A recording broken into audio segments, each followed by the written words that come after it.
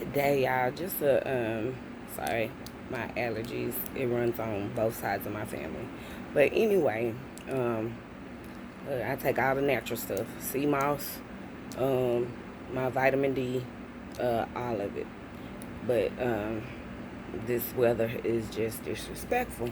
Anyway, I just remember about my grandmother, Beatrice Hopkins slash Johnson, how she trained us to be ready for church. So every summer we would go after everybody got up and we came to Houston and we got in school every summer or Christmas break. Any break we got, the grandkids, we went to go stay with our grandparents, right? Because that was our getaway, our safe place. And we knew we could have so much fun. So when it comes time for church, right, here it is Saturday night. Okay, so Saturday night, it was known you had to get your stuff ready for church. You need to be ready. And then with my grandfather, like on Sunday, it was no chores, like which meant all the food and everything needed to be ready Saturday night. You should not now we did get up and I used to be the little hairstylist for the girls, so that's how I got into doing hair. But anything like he would say, you don't cut your toes. Like I used to wonder that. He would say you don't cut your toes on Sunday because you'll stump your toe by the end of the day, and that literally like that would happen. Like he wasn't. I used to think I would be like, oh no, but no, it would happen.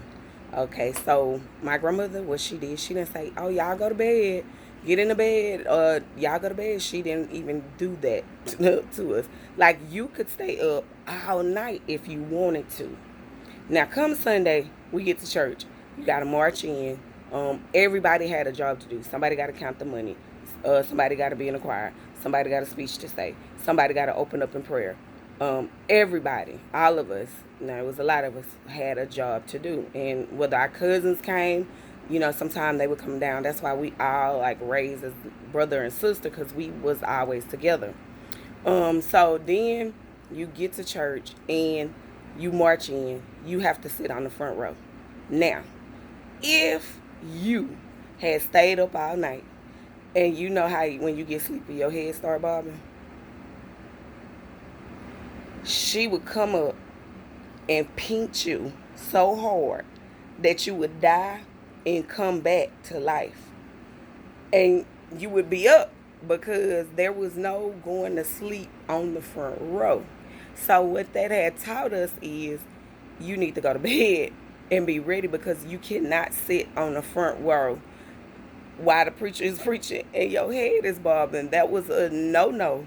So it was stuff that we just could not do. It was not allowed. But that's how she trained us to be ready. Also, when she was ready to go, she just got in her car and left. If you missed, you missed. You wasn't at church or you wasn't gonna be on time because our parents were not on time. They always was on CP time. If you missed, you were not there to do your duty. So it's just like your job, right? You need to be on time. You need to be early.